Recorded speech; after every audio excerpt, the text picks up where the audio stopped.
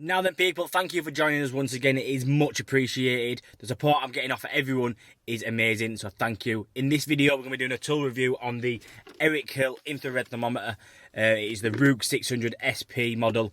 So thank you for everyone at Erickhill for sending me one of these out. But a massive special thank you for sending me out another one to give back to my subscribers. So yes, we have another giveaway as part of the 5k subscriber giveaway. So keep it locked, stay tuned. Let's get into it.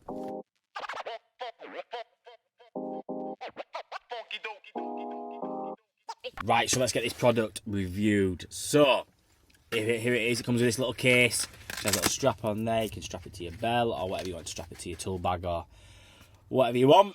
It's a bit of a safety case for it. The thermometer itself is made of plastic, so the case is probably quite important because it's a bit of a not, I wouldn't say cheap plastic, but if you drop that, it would more than likely drop and smash on the floor.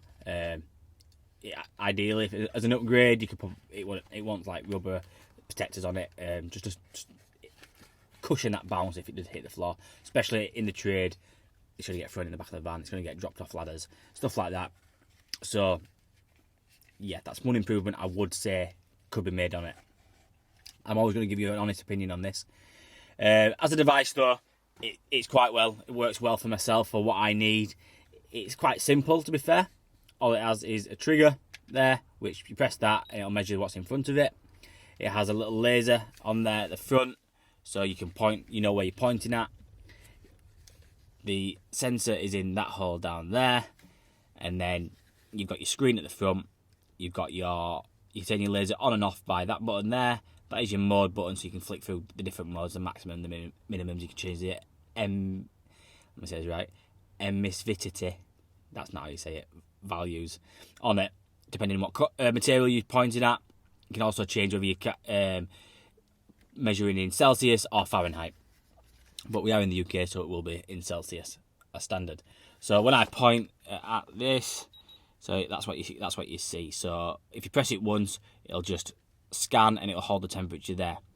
You can also press and hold the trigger in, and if you can see, it might be too light in here. We'll go inside and we'll show you the laser working and how we can work with the scanner. We can put it on the radiator and measure around the radiator to see where the flow's coming in which is the return, so, and see what temperatures we've got coming in and out of the radiators. So we'll head inside and go check this out.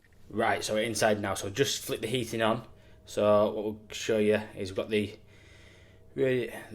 here.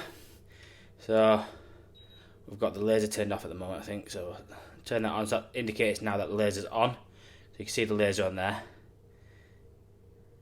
So as it says scan, that's because I'm holding it in.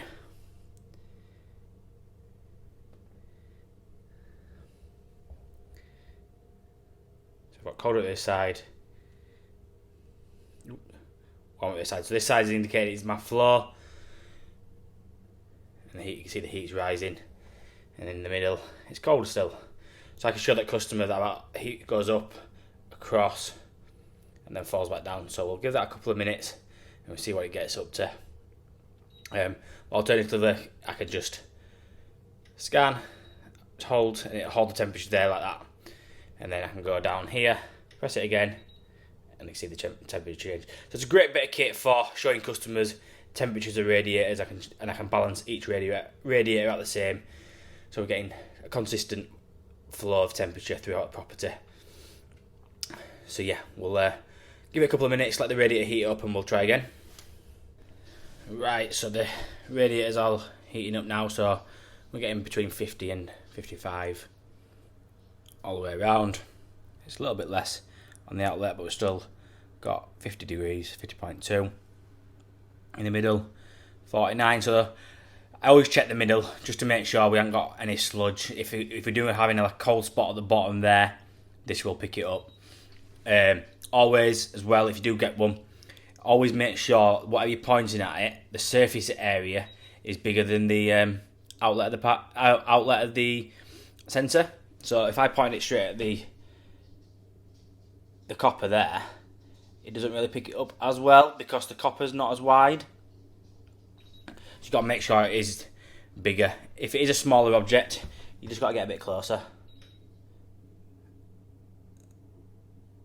It's starting to get 49. Still, it is smaller than the front, so you're not getting an accurate reading, but it's great for radiators and for what I need as a plumber.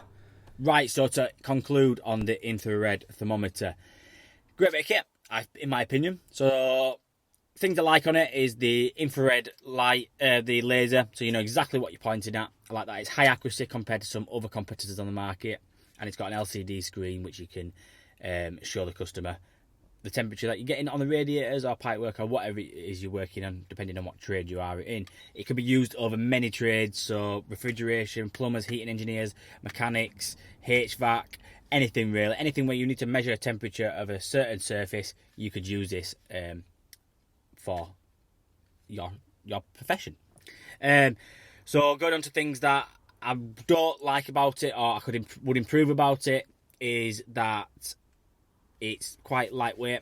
The plastic seems like if you did drop it, it would smash, and if you throw it in the back of the van, it's not going to last very long. But for the price of £20, you can get yourself one of these, and for the sake of £20, if you did smash it, it's not too bad. So it's good value for money. It's not like you're spending hundreds of pounds on it. If you break it, then you've got to fork out another couple of £100 to pay for a new one. So, for like I say, for the sake of £20, it's well worth the money. So I hope you all enjoyed the tool review of this, and I hope you picked up some advice, and I hope you check it out. If you do want to grab one, the link to purchase one will be in the descriptions below. But like I said in the beginning of the video, we have got an extra one to give away. So whereabouts are we? Up here, we've got another one to give away. If you do want to get involved, you want to get your hands on one of these, all you have to do is subscribe to the channel, like this video, and comment below. Comment whatever you want, I'm not fussed. As long as you've dropped a comment, liked and subscribed, you will be entered into the giveaway. The giveaway will be drawn on the 1st of October, along with the other two giveaways. If you haven't checked them out, do go check them out. It is important that you get involved in all three, because it's just a big thank you to yourself for subscribing and supporting the channel over the last year or two. So that's it from me, guys. Hope you all enjoyed the video. Don't forget to like, comment, subscribe, hit the notification bell, and follow us over on Instagram and TikTok. And I will see you guys next time.